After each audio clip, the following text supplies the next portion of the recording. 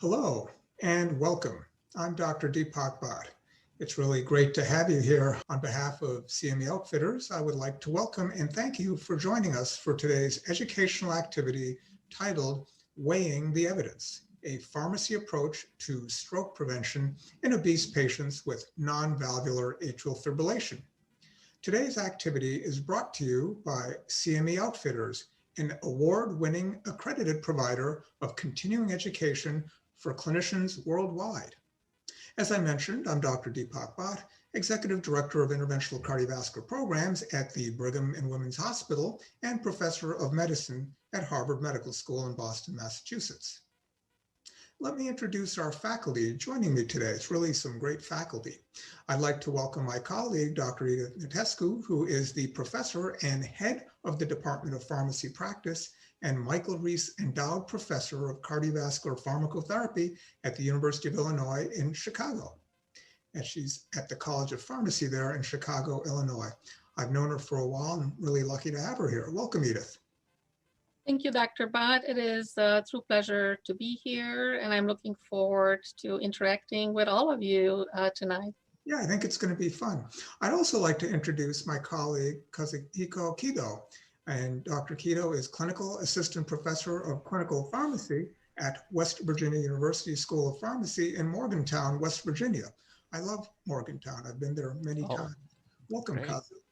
Yeah, thank you, Dr. Bhatt. And I'm also excited to be here to share some new upcoming information regarding the morbid obese patients using the anticoagulation for the populations. Thank you for inviting me today.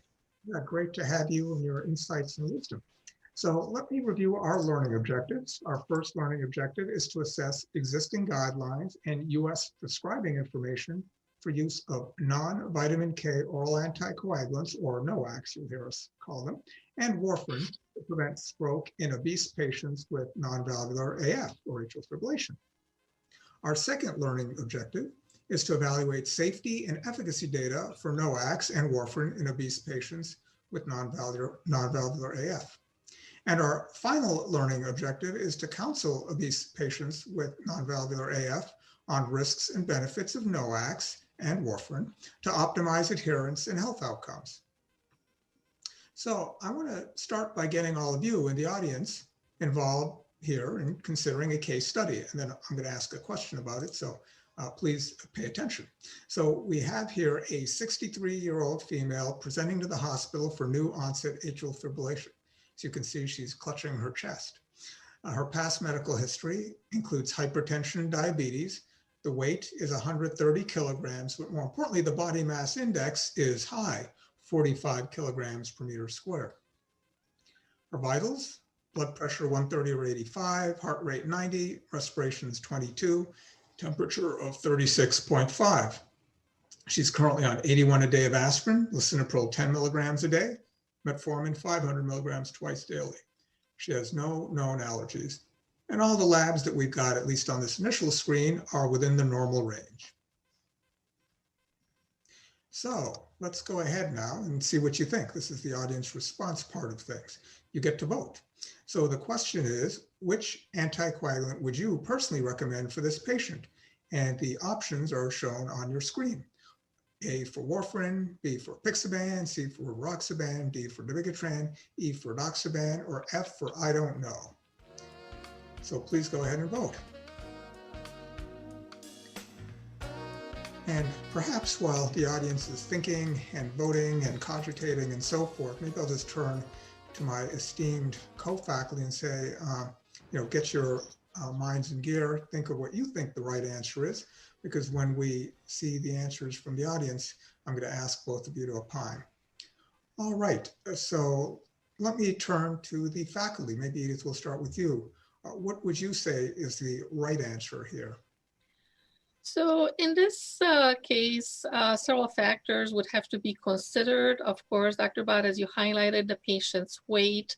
The patient has a BMI of 45, concurrent therapy, important to note, aspirin, of course, the indication for therapy here, and the risk for stroke. And so in this case, given the patient characteristics, the risk of stroke, I would go with apixaban, and later in the presentation, we'll see why that is. And so what is the data behind one of the NOACs versus more traditional options such as warfarin? And Kazu, do you have any differing opinion? Yeah, I agree with the Dr. Newtescu. So probably the the NOAC will be appropriate based on the upcoming result we're gonna talk about today. But if you follow the ISTH statement specifically that we're gonna talk about, probably warfarin is also appropriate. So we're gonna talk about the case-by-case approach to see which agent will be better for these patients. Terrific. Well, so some room for discussion and learning for all of us. So let me start now by addressing the topic of obesity and atrial fibrillation. That's an important topic for sure. So the numbers are shown on this slide. 35 to 40% of adults in the US are living with obesity. It's an independent risk factor for atrial fibrillation. That's not so commonly appreciated, I think, by folks out there, but the data really do support that. And it frequently coexists with other AF risk factors, including hypertension, type 2 diabetes, chronic kidney disease. These things often move in packs.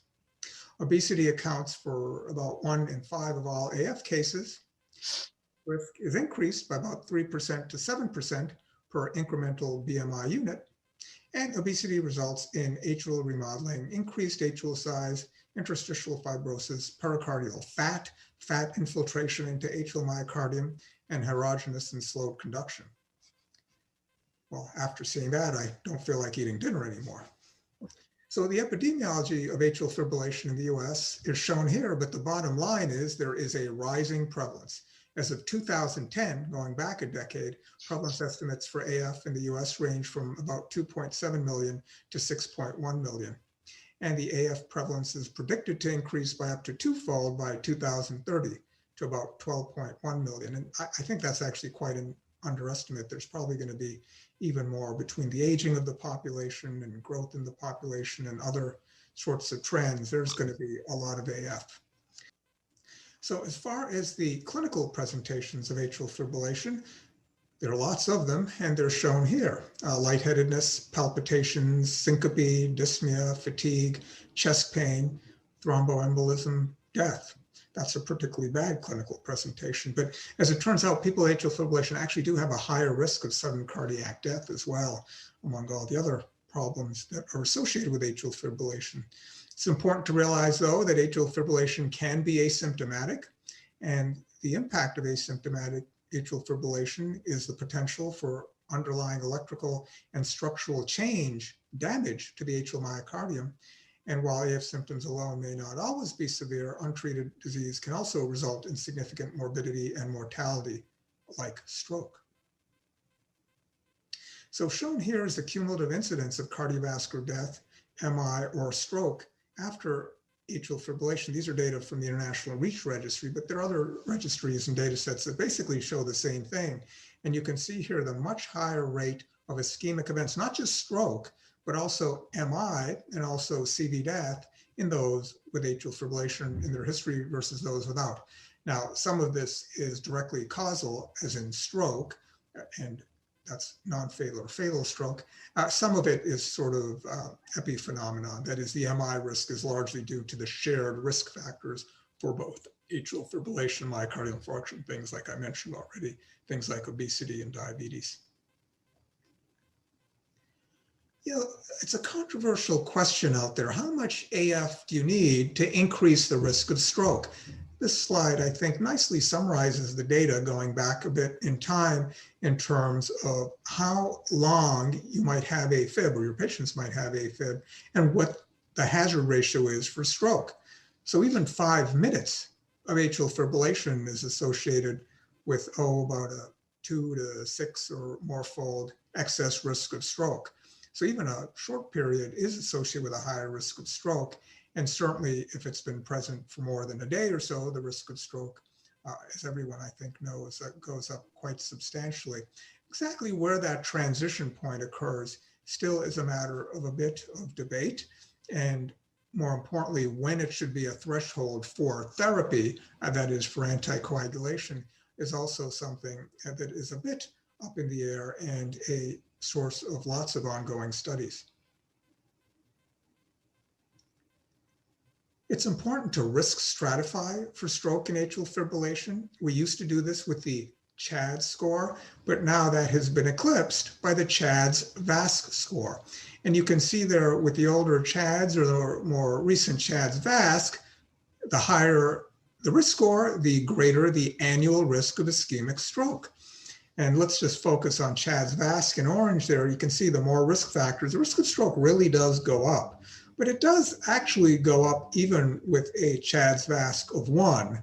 So really anything at 1 or higher, I think, is worth at least considering treatment for. We'll get into things like guidelines. There's some difference between the US and the European guidelines, but before drowning in guidelines, just take a look at these numbers here. So yeah, obviously CHADS VASC of 2, 3, 4 is worse than 1, but 1 is no free lunch either.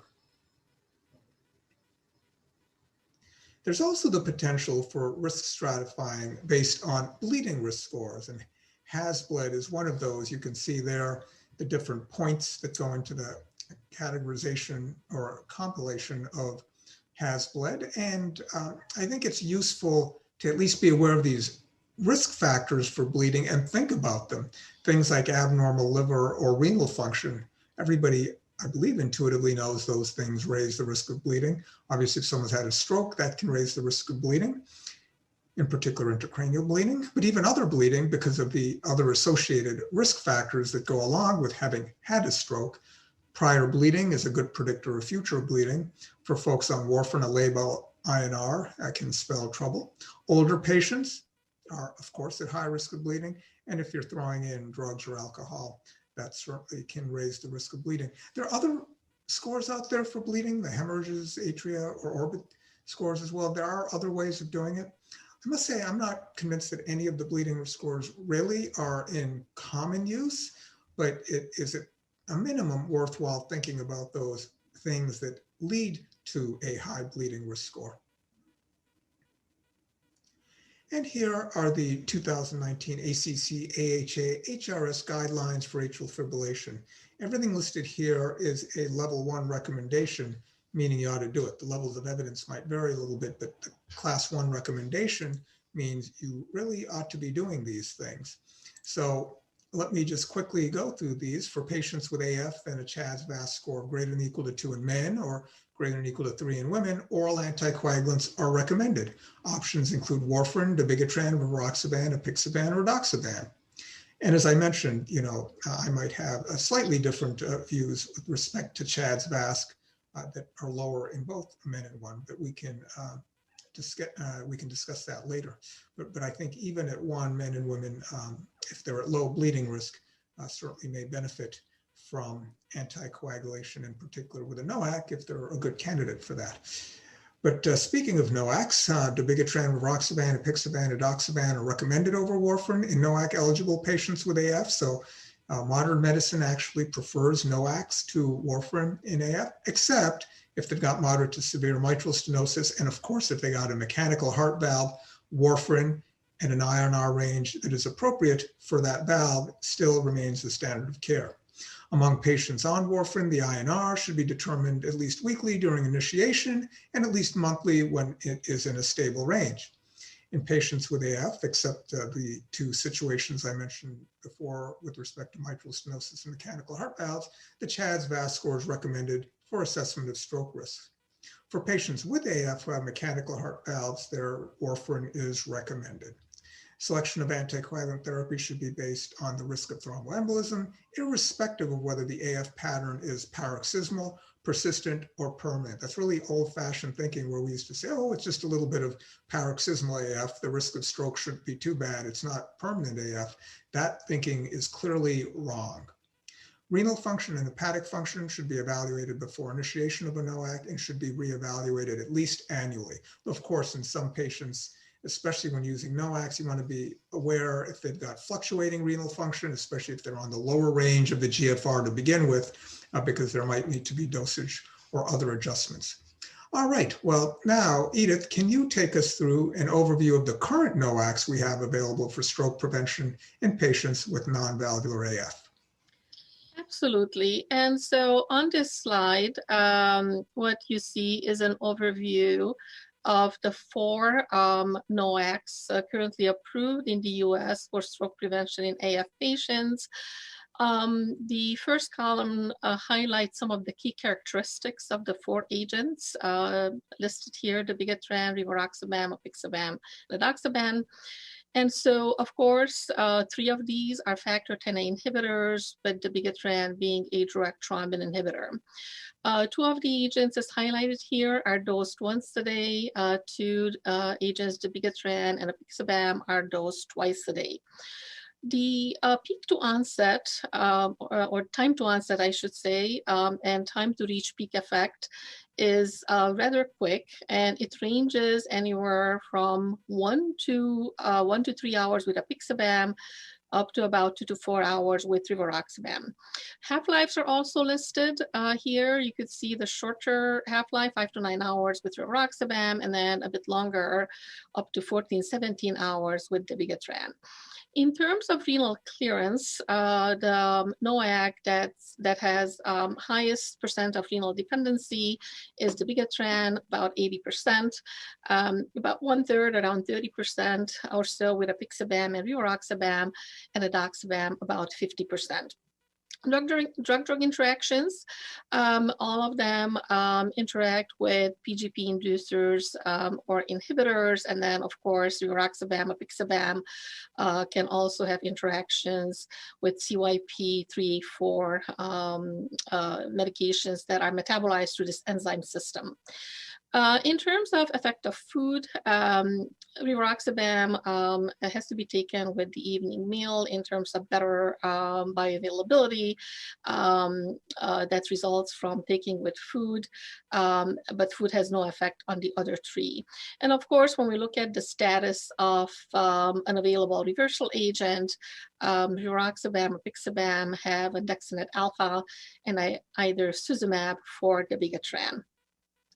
Now, next, I'd like to review with you renal dosing adjustments in AF patients with the 4 agents. Again, you see the creatinine clearance listed in the first column and dosing adjustment recommendations with the 4 agents. Apixaban, dose adjustment is recommended based on creatinine clearance specifically. However, a dose decrease is recommended for patients that have 2 or more of the following characteristics, such as age equal or greater than 80 years, body weight less than or equal to 60 kilograms, and a serum creatinine of 1.5 or higher. Otherwise, the dosing, of course, you see here is listed as 5 milligrams twice a day. Now, with the other 3 agents, if the clearance is less than 15, or the patient is on dialysis, these agents are not recommended to be used. And then for some of the agents, for the clearance range of 30 to 50, such as ledaxaban, for instance, you see a dose decrease recommendation, and 15 to 30 for dabigatran, and 30 to 50 for rivaroxaban. So this, in a nutshell, very quickly, is a peek and a rapid overview of what we would do in terms of renal dosing in AF patients. Next, I would like to also briefly review some considerations in terms of hepatic disease. And so in those patients with Child-Pugh class A, so you could see here no dose adjustment required. Those with class C, the 10As are not recommended.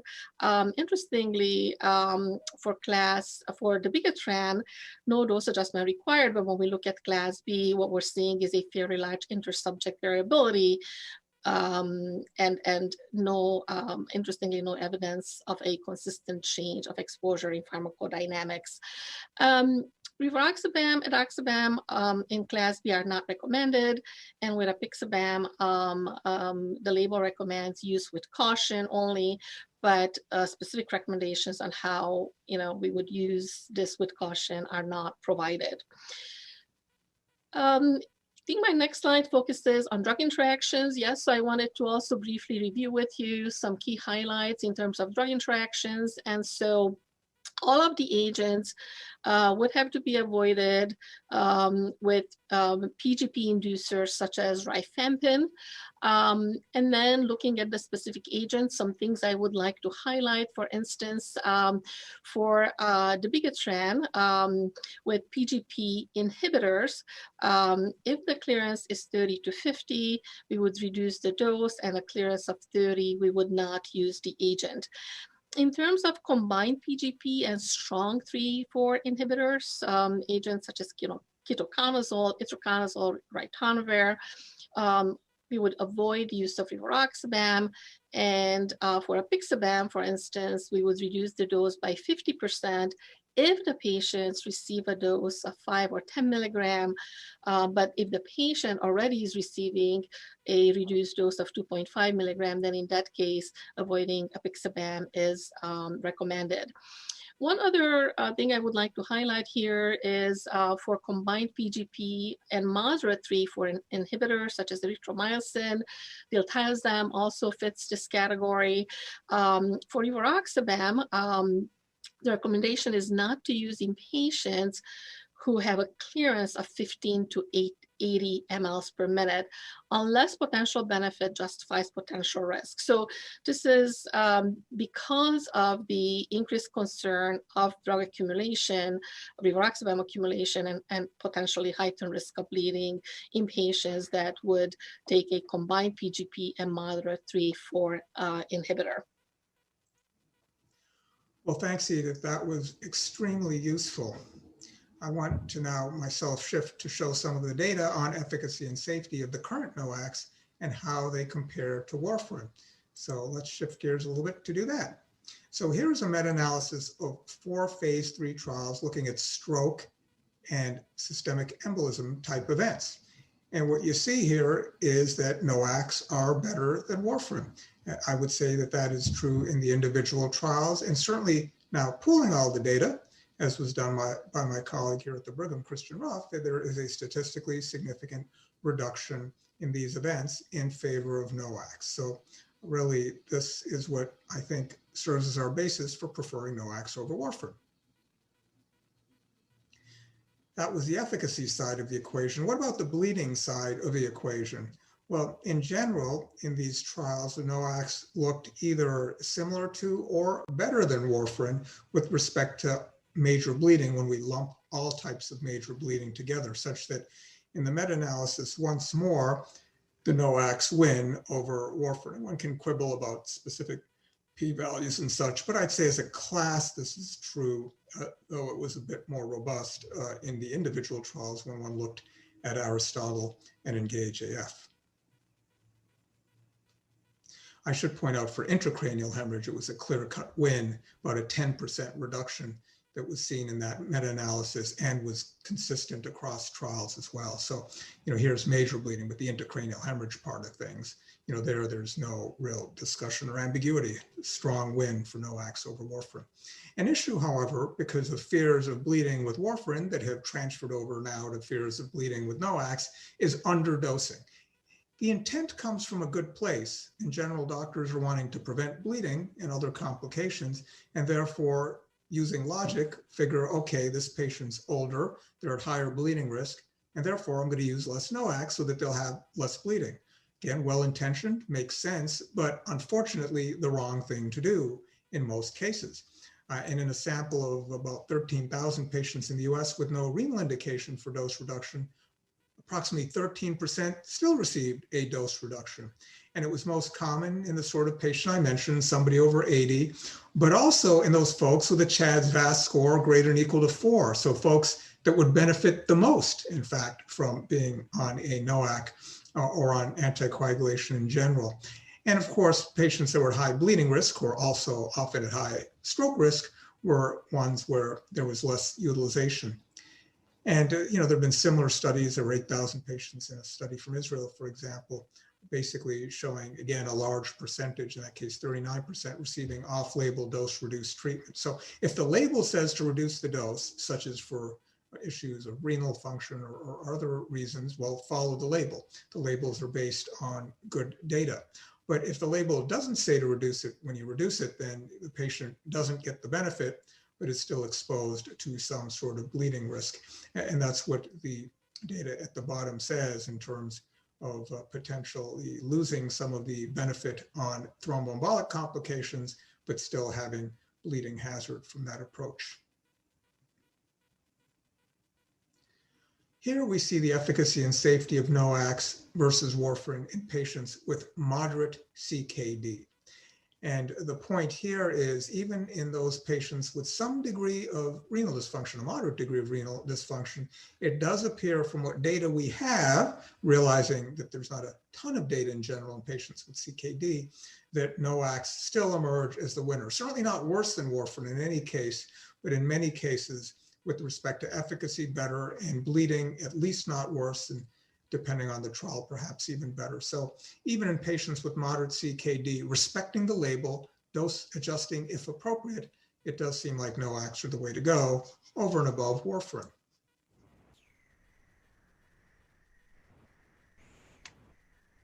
All right, well, I've pretty much gone through some of the data with respect to the issues of renal dysfunction and other sorts of things that come up frequently. Now I want to shift gears a little bit, or actually have Kazu shift gears a little bit and speak what our main theme about tonight was really focused on, and that is patients with obesity. We've discussed some of the other challenges and things that really everyone using NOACs needs to know about in the non-valid AF population, thinking about hepatic dysfunction, renal dysfunction, underdosing, etc. But what about patients that are obese? There are a growing number of patients. What do we do with these patients? And to gain insight on that, let me hand over the floor to Kazu. Thank you, Dr. Bart, and I'm glad to share some upcoming results. But before we move on to the actual study data, let me start with the obesity paradox. So what is the obesity paradox? So theoretically, we expected that obesity was associated with higher risk of cardiovascular death, cardiovascular disease, or all-cause mortality. However, the actual study data shows that obesity status was associated with the reduction of the stroke or systemic embolism, all-cause mortality, or cardiovascular death. So there is the conflicting things between the theory and the actual data. So this is called the obesity paradox. So what kind of the data supports the obesity paradox theory? So here is the meta-analysis that including the patients and including the studies of the Aristotle trials, which is the apixaban versus the warfarin, and the Rocket AF trial, including the rivaroxaban versus the warfarin, and the Relay trial, which is the dabigatran versus the warfarin. And then these meta-analysis compiled all of the data into the meta-analysis format. And then for the stroke or systemic embolism in the upper side, and the lower side is for the major bleeding. And then this meta-analysis showed that the obese patient was associated with significantly lower rate of stroke or systemic embolism compared to the normal weight patients. Based on the odds ratio 0.62 and 95% confidence interval did not cross 1. And then moving on to the major bleeding, and compared to the normal weight patients, the obese patient was associated with significantly lower rate of major bleeding compared to the normal weight patients. So this meta-analysis supports the theory of the obesity paradox. So having said that, ISTH International Society of Thrombosis and Hemostasis Statement came out in 2016, and then the statement recommended the use of warfarin over NOACs for morbidly obese patients with BMI greater than 40 or weight greater than 120 based on the two big reasons. One reason was the limited clinical evidence available at the time. And then the other rationale for this statement was the PK pharmacokinetic variations in the NOACs based on the weight that some study shows. So therefore, the statement also recommended that if the NOACs are selected for the morbidly obese patients, that checking the trough and the peak levels are suggested. And then if the levels within the expected range, then NOACs continuation will be recommended, versus that if the levels goes below the expected range, the warfarin was recommended. So is this true, or do we need to follow the ISTH statement for all of the morbidly obese patients, or do we need to take a case-by-case approach that to individualize the anticoagulation therapy for morbidly obese patients?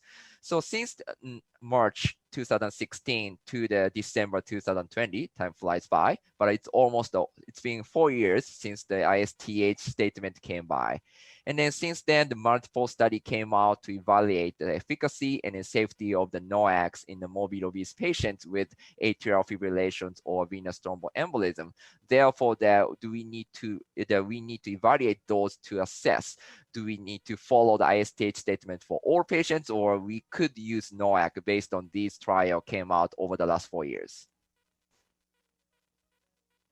So before moving on to the clinical studies, let me introduce the pharmacokinetic studies in the morbidly obese patients. So here are two single-dose pharmacokinetic studies. On the left side, rivaroxaban single-dose study, versus on the right side, the apixaban single-dose pharmacokinetic studies. And then rivaroxaban single-dose pharmacokinetic study included the 3 cohort based on the weights, the less than or equal to 50 kilo, 70 to 80 kilo, which was the reference group, versus the morbidly obese patient greater than 120 kilo. And then studies showed that the morbidly obese patients group and the reference groups had a similar Cmax value and also area under the curve values. And then study also showed that the rivaroxaban, the calibrated anti-10 activity was similar in all 3 weight groups. So therefore, the study concluded that there was no significant differences in the PK profile among the weights. Then moving on to the apixaban single dose. So this study included the 54 healthy subjects, looking at the 3 different cohorts based on the weight, less than 50 kilo, 65 to 85 kilo, which was the reference range, and then the morbidly obese patients. And then compared with the reference group, actually the morbidly obese patient had a 31% lower Cmax and a 23% lower area under the curve. So that means that there is some PK variation among NOACs, especially the apixaban had some the PK variations. So that to put all these information together, that there may be the PK variations. So the PK profiles in the morbid obesity patient will be the NOAC specific. So there is a concern. So therefore, we may need to suggest monitoring the NOAC level. So what are the NOAC levels? So let me explain the NOAC intensity and the levels. So the intensity means the qualitative assessment versus the NOAC level means the quantitative assessment. For dabigatran, we could use the APTT or thrombin time for intensity, which means the finding the presence of the medication in the system, but it does not measure the levels. Versus for levels for dabigatran, we could use the diluted thrombin time and the eccrine chromogenic assay or eccrine clotting time. And if the levels is in the lower range, liquid chromatography or mass spectrometry could be used to measure the lower level accurately. And then for the anti-10A inhibitor, apixaban, rivaroxaban, or edoxaban, the prothrombin time for the apixaban may not be recommended due to the lower sensitivity, versus the rivaroxaban and edoxaban, the prothrombin time may be used to detect the presence of the medications in the system. Versus for the level for quantitative assessment, chromogenic anti-10A assays are used to measure the levels. And if the levels is in the lower range, the liquid chromatography or mass spectrometry may be used to measure the levels accurately. However, due to the availability, in general, the chromogenic anti-10A assays are most common way to measure the levels. So what are the NOAC level ranges? So here is the data from the Samuelson and the colleagues in the CHEST journal, the systematic review showing that the expected steady state ranges. So here I want to highlight that these are the expected steady state ranges, not the therapeutic range. So we expect if the patient received the standard dosing of the NOACs, that we expect the patients to have these ranges. So considering those information, so what are the actual NOAC pharmacokinetic studies available in the morbid obese patients in the real world setting?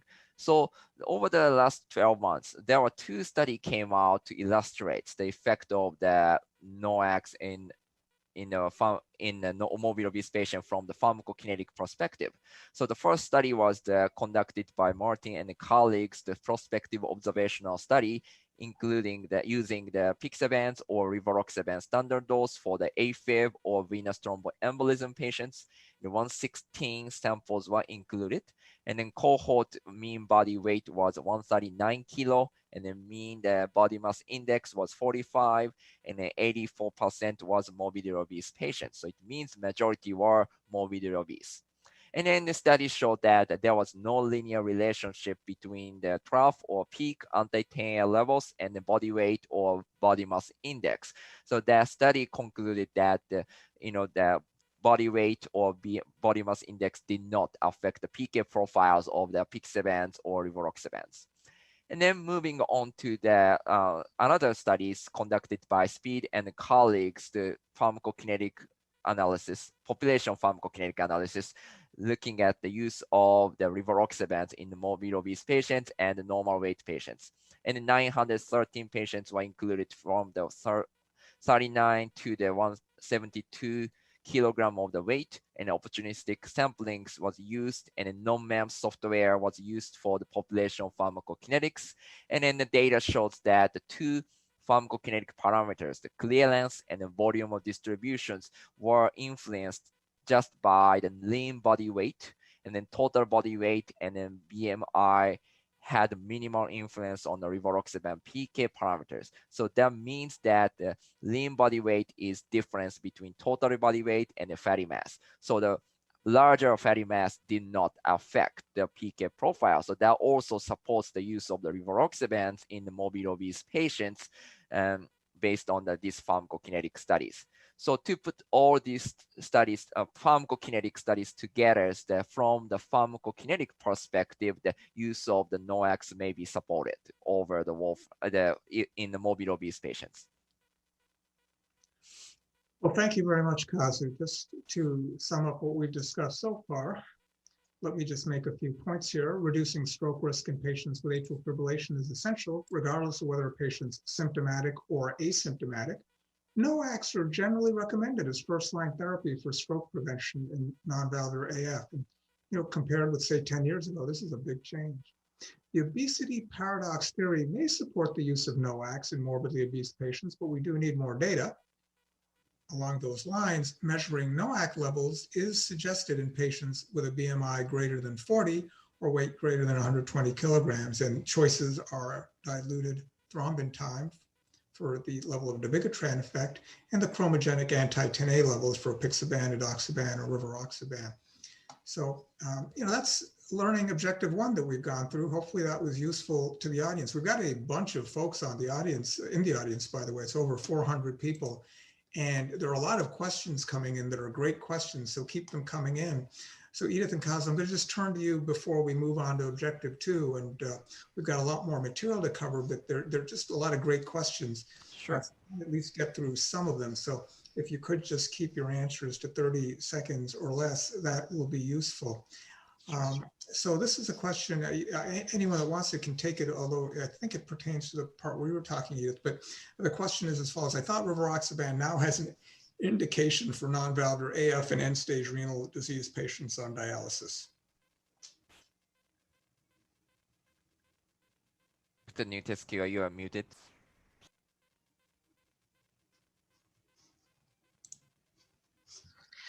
Sorry. Okay. So not an indication per se. There's some additional language in the package insert in patients with renal impairment, but not end-stage renal disease. In those with end-stage renal disease and dialysis, the usage is still not recommended, and there's not an indication. I don't know, Kazu, if you want to add anything to that. Yes, I agree that I think that's totally agree with you that I think the official statement, that even though there may be some informations, that data was just purely based on the single dose informations, in the dialysis patients. So it's early to tell that, the rivaroxaban could be used in the dialysis patients. But for the apixaban, that I could agree with that because, guideline now added the apixaban to the list of the anticoagulation for dialysis patients. Yes, that's correct. It's in the apixaban label, even in dialysis patients. So there the dose is 5 milligrams BID in general, correct? Yeah, that is correct. I'll answer it myself. A lot of times people assume there would need to be a dosage reduction, but that's not in fact correct. All right, here's a question from Dr. Ryan in Utah. Hello, Dr. Ryan, good to hear from you. This question is as follows: in the SPEED study of rivaroxaban in obesity in AF, there is still a decrease in AUC and Cmax in high BMI. How do we take that into account when trying to decide about the risk of VTE at lower concentrations? Again, either of you that wants to take that, please go for it. Sure, I will take that because of the relevant material from my side. So I agree that VT population versus the AFib, that's probably another discussion that we could spend for a whole 1 hour. But just to keep it simple, just for the VT, I agree that we have limited data than the AFib. So it's probably we have to be more cautious on using the NOACs in this population for VT patients versus the non-valvular AFib. So that's one thing. And then now a couple of the retrospective data came out over the last year, so we could keep an eye on those information, and then hopefully that supports the use of the NOACs. And then even though there is some the PK variations, that outcomes data is more important than the pharmacokinetic data. So if the outcome data could support the use of the apixaban or rivaroxaban, regardless of the PK changes, we potentially could consider the use. Terrific. Here's a question. I'll just take this one. Do you do CHA2DS2-VASc on all patients greater than 60? That's a great question. I'm not sure if you mean, do I do it in AFib patients over 60? There, the answer is yes.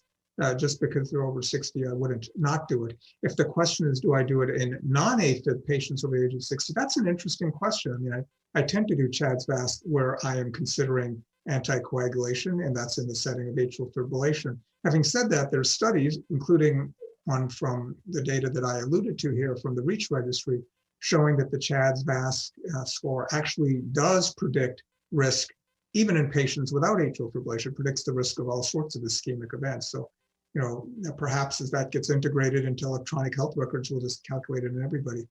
It's a reasonable thing to consider. Okay, well, there are a lot more questions here. Let me try to get through a few. Again, this is for anybody that wants to take it. For obese patients, should we use adjusted body weight in calculating creatinine clearance instead of ideal body weight?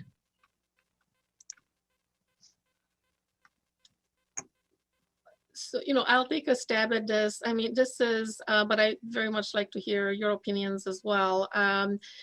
This is controversial, a gray area answer because the data is not black and white. And so in practice, I can tell you that, at my institution, we tend to use adjusted body weight. But as I said, the data is not there for me to come out and say that's indeed, what we should be doing in practice. And so we know that that's a little bit different than what the large randomized trials have done, where actual body weight was used. So curious to see what you're doing at your institutions, Kazu and Dr. Bhatt.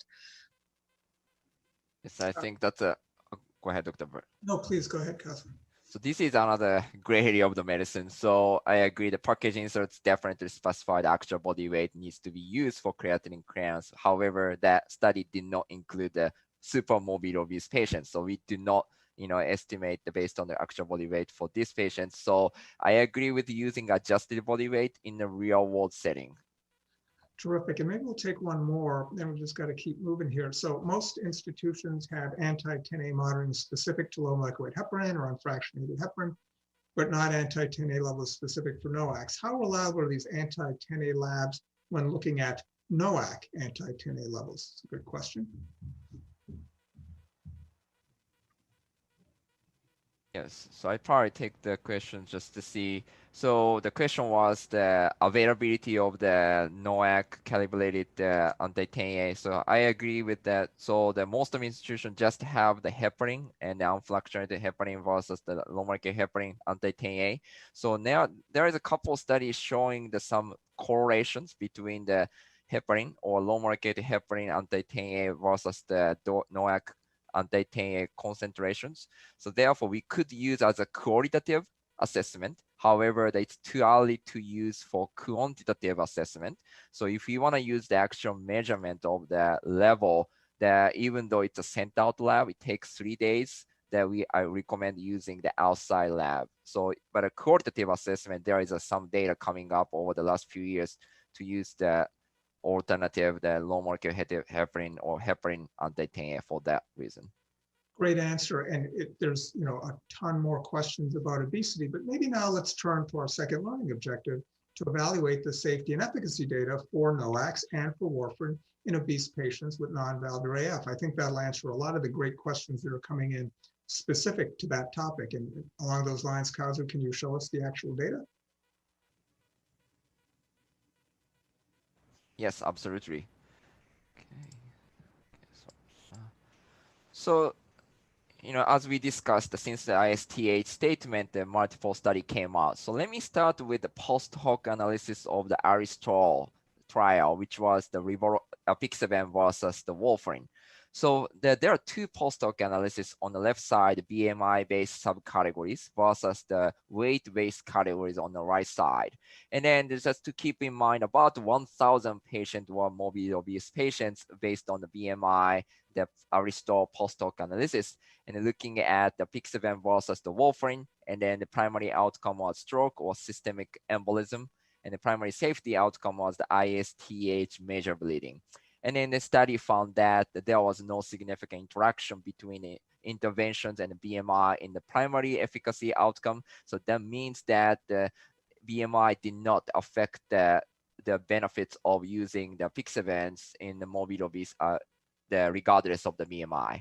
And then for the safety wise, there was no significant difference in the major bleeding rate between the BMI greater than or equal to 40 and then the other BMIs. So it means that regardless of BMI, the safety data due to the apixaban versus the warfarin persisted in all subgroups.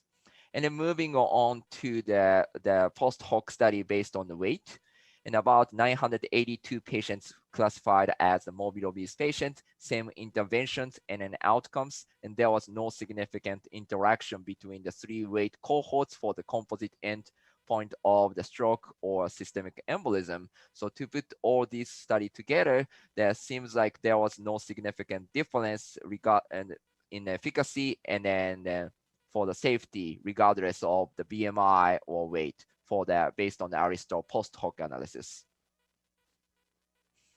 So how about other trials? So here is the meta-analysis conducted by Wang and colleagues and looking at the other clinical trials, including the Aristotle, RELY, Rocket AF, Aristotle, and Engage AF TIMI trial. RELY trial for the bigetran, Rocket AF for the rivaroxaban, Aristotle for the apixaban, the Engage AF TIMI for the doxaban.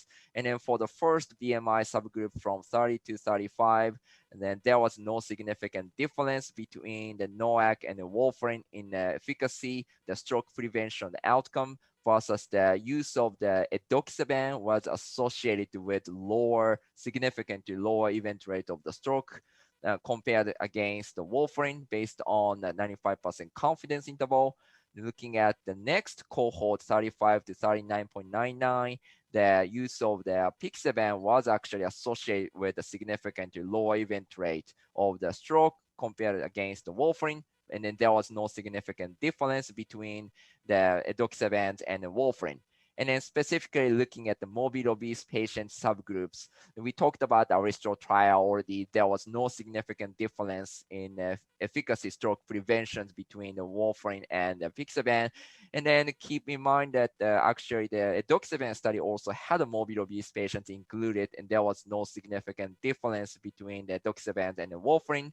And then the overall result in the meta-analysis showed that the use of the NOAC was associated with significantly lower event rate of stroke compared against the warfarin. So what about the results of safety outcomes based on the BMI categories? The same BMI subgroups and the same clinical studies included. And then looking at the hazard ratio and the 95% confidence interval, there was no significant difference between the NOAC and the warfarin, regardless of the BMI subgroups. And then looking at the overall result at the end, the use of the NOAC was associated with significantly lower event rate of the major bleeding compared against the warfarin, and based on the 95% confidence interval did not cross one. So now we talked about the post hoc analysis of the clinical trials for the NOACs versus the warfarin. So what about the results in the real world setting? So since the ISTH statement, the three major study came out. On the left side, single center retrospective cohort study, that was very small studies looking at the morbid obese patient with atrial fibrillation based on the BMI and the weight. And the NOACs, the apixaban, the bigetran, or rivaroxaban were included versus the warfarin. And the primary efficacy outcome was stroke or TIA. Safety outcome was major bleeding. And then looking at the results, for efficacy, there was no significant differences between the NOACs and the warfarin. And then for the safety outcome, the ISTH major bleeding, there was also no significant difference between them. And then moving on to the Peterson and then colleagues, this was done based on the big data using the national insurance claim and including the morbid obese patient with atrial fibrillation based on the ICD codes, including the rivaroxaban versus the warfarin. The primary efficacy outcome of the ischemic stroke was systemic embolism, and the secondary outcome was major bleeding. And then looking at the results, similar to the first study, there was no significant difference between the rivaroxaban and the warfarin for the stroke prevention, and also for major bleeding, there was also no significant difference between them. And then looking at the third real-world studies conducted by Kushner and the colleagues, including the apixaban or rivaroxaban versus the warfarin, efficacy outcome was stroke, and the safety outcome was major bleeding. For efficacy outcome stroke in the AFib cohort specifically, there was no significant difference between NOAC and the warfarin. And then looking at the safety outcomes, that there was also no significant difference, even though the rate of the ISTH major bleeding was numerically lower in the NOACs group compared against the warfarin group. So to consider those information, so what is the result in the meta-analysis? So here is the meta-analysis conducted by my colleagues and myself for the stroke or systemic embolism event rates. So overall result, compared to the warfarin groups, the NOAC use, and then there was no significant difference between these two groups based on the odds ratio 0.85 and 95% confidence interval did cross one. And then moving on to the major bleeding event rates. So similar trials included here, and then overall result at the end here. And looking at the odds ratio, the 95% confidence interval, actually the use of the NOACs was associated with significantly lower event rate of major bleeding compared against the warfarin, based on the 95% confidence interval did not cross one. So now that based on the real world studies, the NOAC use was supported from the retrospective studies or post hocs of the clinical trials. So what is the larger the real world data in the obese patients, so which is the Aristophanes obesity subgroup analysis?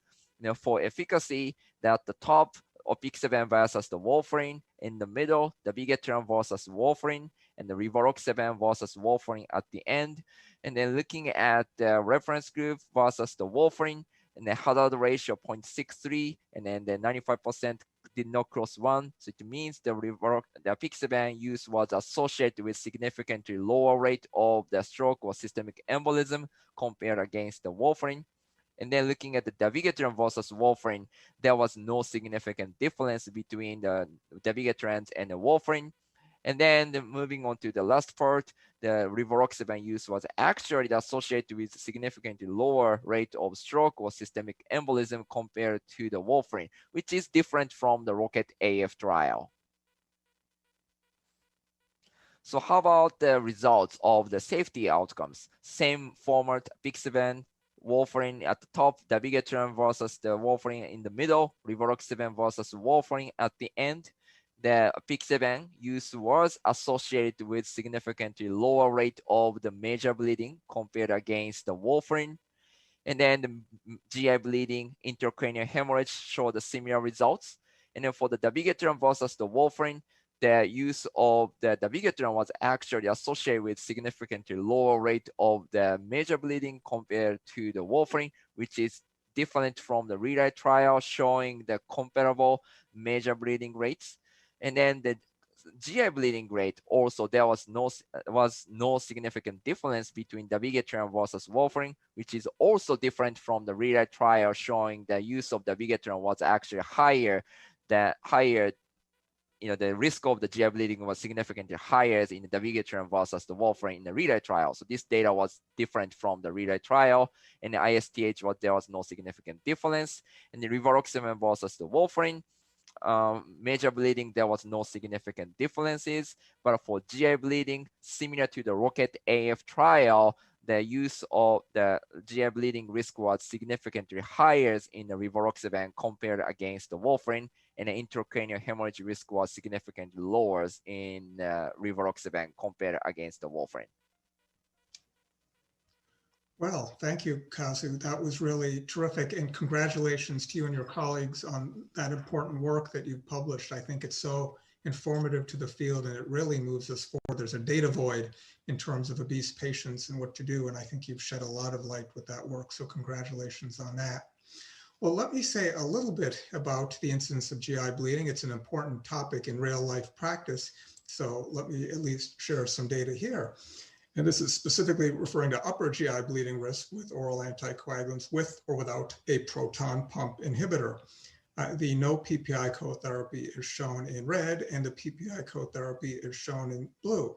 And as you can see here, across the board with the NOACs and with warfarin, there are lower rates of GI bleeding with the PPI versus without. And this is in keeping really with what common sense would support and also in keeping with some randomized trials, such as the Cogent trial that I led some years ago, where with dual antiplatelet therapy in a randomized trial, PPI was associated with less clinical GI bleeding than no PPI. So as with DAPT, also it appears to be the case here that with anticoagulation, there's a lower associated rate of GI bleeding if a PPI is prescribed. So just to conclude with learning objective 2, and then we'll move on to learning objective 3 here and wrap up in a little bit. Analysis of phase 3 clinical trial data and retrospective cohort studies support the use of NOACs in morbidly obese patients with atrial fibrillation. I think it's a real conceptual advance having both subgroup data from phase 3 clinical trials and retrospective cohort studies that both seem to take us to the same place. Well, now we're going to move on to learning objective 3, which is a pretty short series of slides we're going to do, and then we'll get to all the questions and answers. But let me just take a couple of questions before, because they're related to what was just presented, in particular by you, Kazu, right now. So while it's fresh on our audience members' minds, and the number of audience members is actually going up. It's surprising that on a Sunday night it's actually increasing going on. But the question to you was, looking at the randomized data and the observational data that you've just reviewed, it's pretty clear that NOACs are better than warfarin, is the question. But among the NOACs, a number of people have asked which one is the best based on the data that are available now in that morbidly obese patient. So that's actually the really tough questions, because there is no head-to-head study informations to justify, but just regarding the amount of the information available for the specific NOACs, obviously, as we can see, the rivaroxaban and the apixaban has more data than the edoxaban and the dabigatran. Edoxaban advantage of using edoxaban is actually some populations were morbid obese patients in engage AF-TIMI trials. That will be advantage, but the dabigatran, I couldn't see any positive data to support. So, just to simply put, the rivaroxaban, apixaban potentially will be, supported by the evidence because of the amount of the information, but it's hard to show the superiority one over the others. Yeah, no, really, in the absence of head-to-head trials, everything we say is rather speculative. Rivaroxaban, of course, has the advantage of once a day, apixaban's twice a day. On the other hand, if one looks at the apixaban trials, even the data you showed, there, if anything, things like GI bleeding don't seem to be increased versus warfarin. With rivaroxaban, we have seen signals of increased GI bleeding. That's actually really great points. Yeah, and that can include lower GI bleeding, even though I was talking about ways to reduce upper GI bleeding with proton pump inhibition. So even if one just looks at the overall randomized clinical trials, perhaps that twice-a-day dosing, while in some patients could be an issue with lower adherence, in those who are adherent to it, might be an advantage in perhaps preventing the higher peaks that might be associated with provoking some bleeding episodes. But at any rate, we can debate that in our panel discussion. Now let's move on to our third and final learning objective, and that's how to counsel obese patients with non-valvular atrial fibrillation on the risks and benefits of NOACs and of warfarin as well, to optimize adherence and health outcomes. To start off this discussion, Kazu, can you walk us through a situation that a pharmacist might encounter in real life? Yes, absolutely. So here is a case, the 74-year-old male with a past medical history of the atrial fibrillations who came to the cardiology multidisciplinary clinic for the regular follow-up. And as an ambulatory care pharmacist, you're reviewing his medication regimen prior to the physician's appointment, and he's morbidly obese based on the BMI and weight. And he's currently on the dabigatran 150 milligram twice a day for the atrial fibrillations. And his lab was significant for the serum creatinine 1.5, and estimated creatinine clearance is about 30. And then he also told the pharmacist he started taking the St. John's wort for depression, which was recommended by the primary care doctor 2 months ago. And then he also told the pharmacist that he doesn't know why he needs to stay on the dabigatrans, and he feels that the medication does not give him any values, and he often forgets to take it about at least 1 or 2 times weekly. So based on that question, the case, what should the pharmacist do in this scenario? And the first one is the recommending switching from dabigatran to apixaban based on the morbid obese status or his renal functions. And the second option is the recommend stopping St. John's wort to avoid drug interaction with NOACs. And the third option is counsel patients on the indication of anticoagulation to improve the adherence for AFib. And then risk of the abrupt NOACs discontinuation should be discussed with the patients. And then the fourth answer is all of above. And the fifth answer is the I don't know. So we have a result. So Dr. Barrett and then Dr. Newtescu, based on the response, what did you guys all think? I don't think the response is surprising. 81% of the audience picks option for all of the above. Of course, this case has several facets. There are issues of adherence. There are issues of drug interactions. Patients not particularly keen with the current anticoagulant, of course, education on the importance of adherence and consequences of non-adherence would have to be discussed. Yeah, I think that's a great answer. I mean, I would have picked number one. That is, I would have recommended switching from dabigatran to something, and probably apixaban due to the morbid obesity and also the renal function. I think number two, recommend stopping St. John's wort. It's going to be tough. The patient may not like that answer and may not do it. So it may not matter what I think in that respect.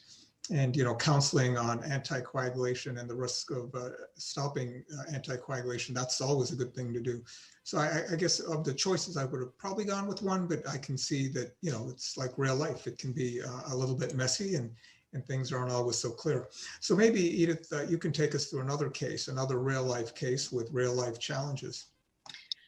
Absolutely. So what we have here is a 65-year-old African-American woman who has uncontrolled hypertension, diabetes, chronic renal insufficiency, clearance of 35, and hyperlipidemia. She comes to the ED with dizziness and palpitations. EKG shows AF at a rate of 110. Exam otherwise normal, labs otherwise within normal limits. We've already noted her creatinine clearance. You could see her BMI is at 47. Her concurrent medications, important to note, as we'll see, there's some that hit the drug interaction list with some of the anticoagulants. Social history, positive for 2 to 3 drinks per day. She's a widower who lives quite afar, about 30 miles from the nearest clinic. She has limited dexterity as well as trouble with transportation because she does not drive. She has Medicare Part D coverage, but is concerned about a high copay on her medications, which she can't afford. On top of it, she's forgetful and expresses a preference for medications that she can take once a day, as all her other current medications can be taken once daily.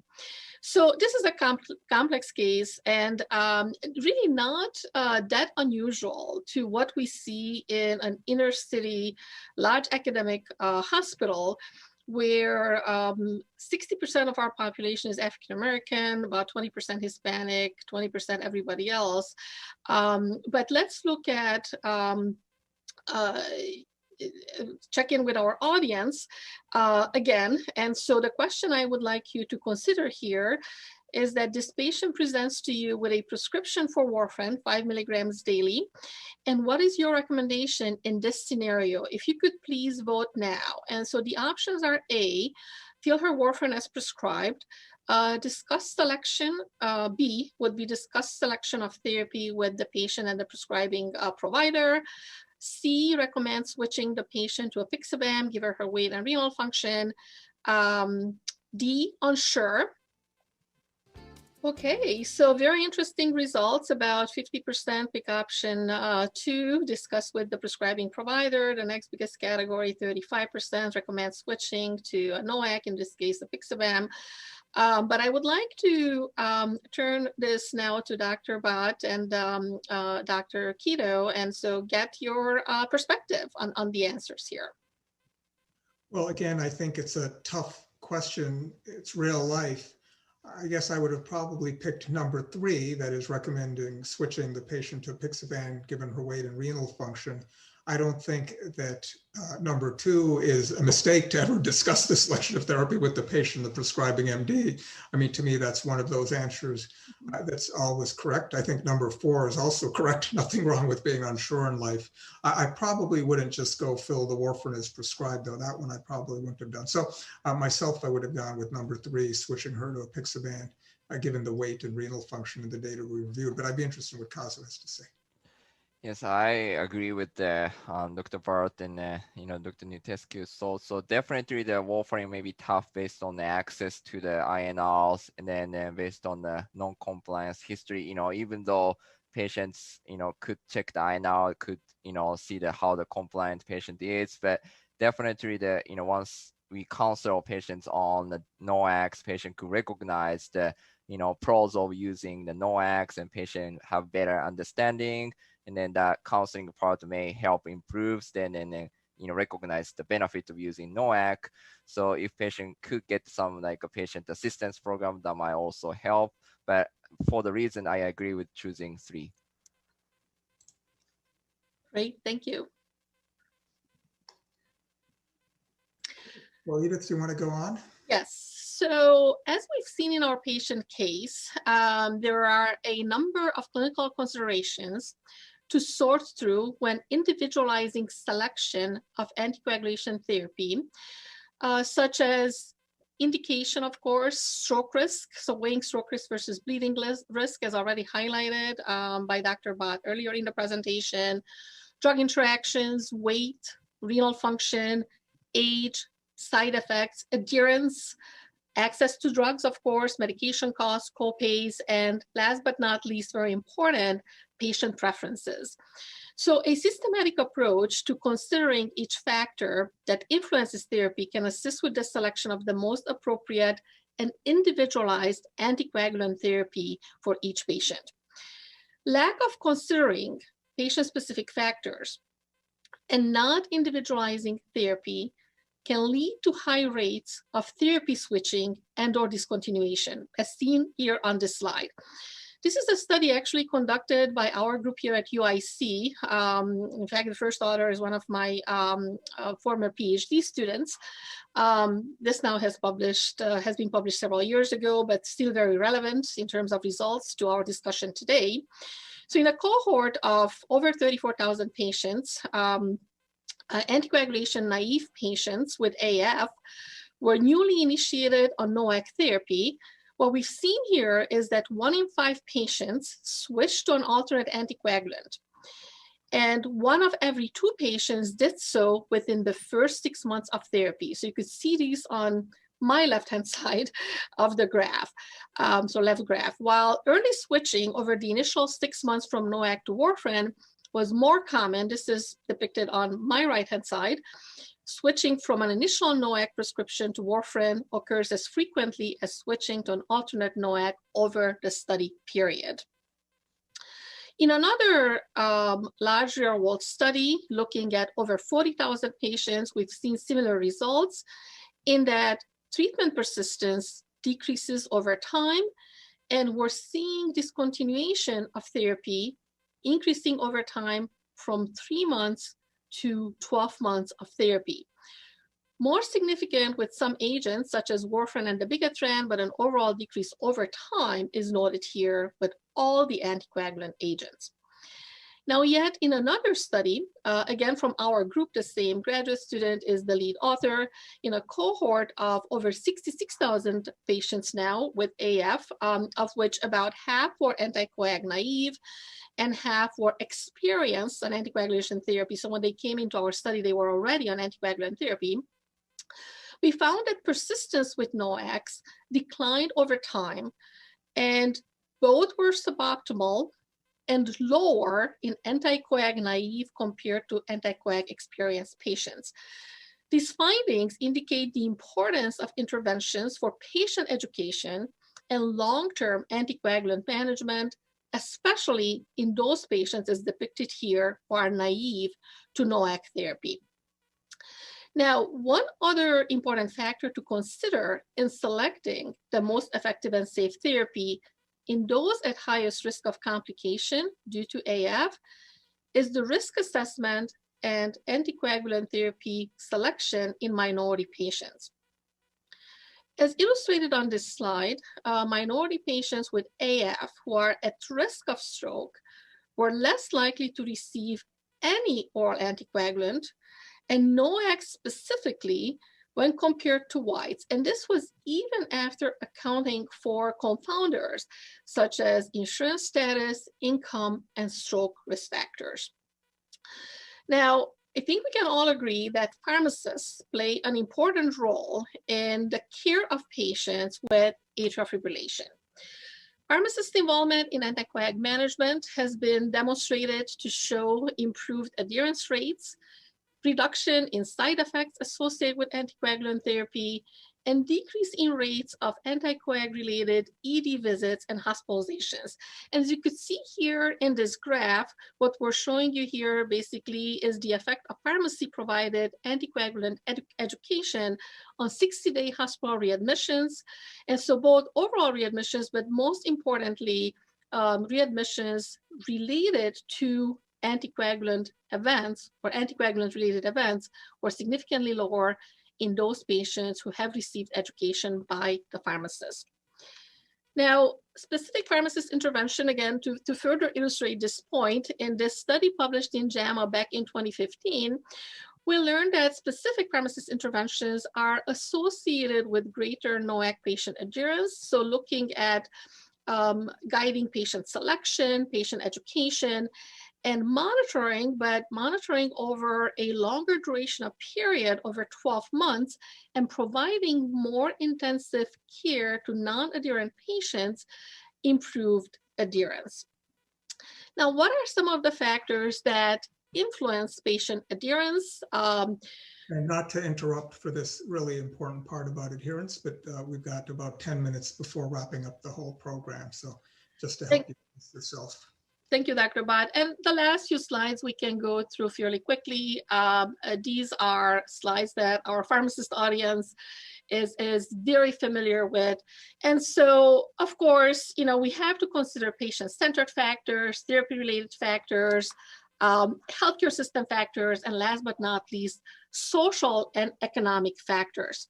Now, pharmacists play a major role, of course, in collaborative therapy decision-making, starting with estimating benefit risk, of course, stroke risk and major bleeding risk, selection of appropriate candidates, recommending appropriate therapy, communicating with the team and the patients, and then last but not least, educating the patient. So all of these things, that have come up in some of the patient cases we've discussed, but more so in the third patient case, right? The importance of highlighting all of these patient-related and system-related factors. Now, patient-centered education is also supported and in fact required by regulatory bodies such as the Joint Commission. And just in interest of time, if we could jump on to the next slide. This brings up the importance of shared decision-making. Of course, not only because of not sufficient patients who are at risk to receive therapy, but also of those who start therapy, a high percent stop treatment over the first 12 months. And we've shown you data regarding this. And so because of these data, AHA, ACC, HRS guidelines note that shared decision-making can improve adherence to anticoagulant therapy. Next slide shows you specific patient preferences. To denote that considering patient preferences, individualizing therapy is critical. Patients put weight on stroke risk, safety, major bleeding, other side effects, but also conveniences such as dosing frequency, antidote availability, again, other conveniences such as taking with or without food and dietary restrictions. And I think this brings me next to my last slide then, of course, just showing you some examples of shared decision-making. Many are out there, but the one that I personally like is this one put out by Mayo Clinic. This shows you an example of a patient with a CHA2DS2-VASc score of 3. The left-hand side here, you see very nicely depicted the risk of stroke. People who will have a non-disabling stroke in orange color, the lavender color, those who will have a fatal or disabling stroke, and then the green dots show people who will have no stroke if they're not an anticoagulant. To the right of it, what you see is if a patient's placed on anticoagulant, what is the benefit? And so this is very, very nice in terms of graphics on how we can best relay this type of information to patients. And then this Mayo program is also nice because it also has an education module. This is to the far right of the slide, and you can see some of the topics here depicted that you can discuss with the patient. And this brings me back to my last slide to summarize then some of the points that we've seen in our patient in the last case, several patient-specific factors need to be considered when selecting oral anticoagulation for patients. Thrombosis and bleeding risk, weight, renal function, age, concurrent drug therapy, of course, patient preferences, cost are critical. So of course, individualizing therapy, clinical decision support tools can aid in treatment selection and patient education. And of course, last but not least, a systematic approach to screening and discussing drug selection is vital for selection of the best agent, but individualized treatment for each patient. And with that, I think, Dr. Bhatt, I'm going to give it back to you. Edith, that was just excellent. Thank you so much for that presentation. And you know, it's interesting, you're talking about that important topic of adherence, and I'm telling you to cut it short. I mean, that's what happens in real life. We just don't focus on adherence as much as we ought to. It's such an important topic, but it often gets short shrift. I do want to make our audience aware of another tool that you can use in practice, which is a patient education whiteboard video that can be found on the CME Outfitters website in the Cardiology Hub. So please take time to review the video and share it with your patients. It's one of the many resources that you can find on the CME Outfitters website. So at this point, let's wrap up by reviewing SMART goals that you can carry into your practice. Select appropriate anticoagulation at the appropriate dose. Utilize a systematic approach to screening, individualized treatment selection. Don't underestimate the risk of undertreatment. Consider measuring NOAC levels in morbidly obese patients where appropriate, and that would be the diluted thrombin time for dabigatran and the chromogenic anti-10A levels for apixaban, edoxaban, and rivaroxaban. Apply clinical study findings of NOACs and warfarin in obese patients with AF to appropriate patients in your practice, and engage patients in SDM and reinforce the importance of adherence and persistence. So go ahead now and ask a question. Actually, a lot of folks have already asked a question, but please keep submitting them. We've got about 7 minutes left, and we're going to use all that time to get through as much as we can. You can use the Q&A widget on your screen, and you can email questions to @cmeoutfitters.com, or you can even tweet us. I've been following along. I actually just saw Dr. Natescu in action on the live Twitter feed. It was really fun seeing her on the one Zoom screen, on the other Twitter feed. But let's jump in right now. And let's get through some of the questions. And then at the end, I've got to do a few housekeeping things. We have to save a couple of minutes for that. So let me start off with you, Edith. You were talking about many important things there, adherence and so forth. You're also talking about disparities in care. This question states, from the questioner, an African-American woman was prescribed warfarin.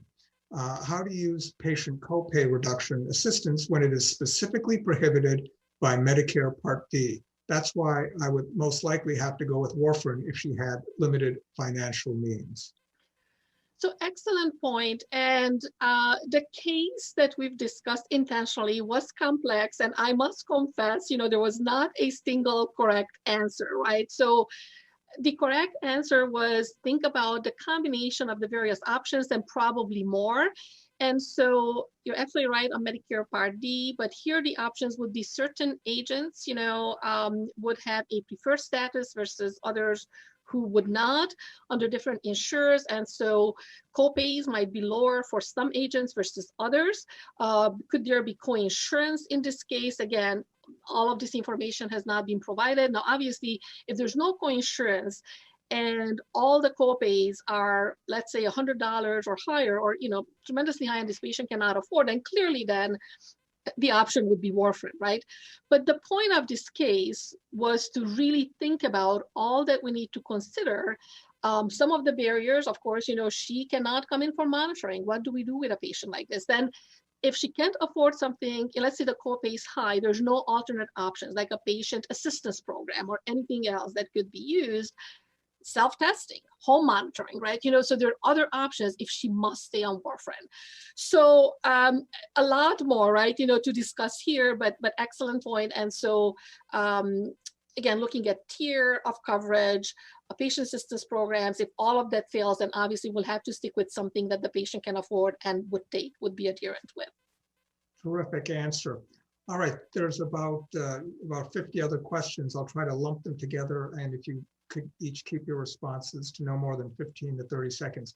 What advice do you have for patients on a NOAC who are initiated on a new therapy that is a strong CYP3A4 inducer For example, St. John's wort is a potent CYP3A4 inducer. We've discussed that a little bit already. And so are several agents used in oncology, such as enzalutamide, which could reduce levels of NOAC anticoagulant levels. Should NOACs be avoided with this drug interaction? So I'd like to hear Kazu's point of view here too. My personal approach here would be, so if we think of switching a NOAC, then the alternative here would be warfarin. And for those of you that have managed warfarin in an oncology patient, you know what a nightmare that is, and it's not an easy task, right? To maintain satisfactory anticoagulant levels. My preference here would be to try to switch the St. John's wort and so remove the interacting drug versus perhaps introduce another layer of complexity in this patient's case. Okay, that's a terrific answer. Let me move on to the next question. Maybe I'll take this one.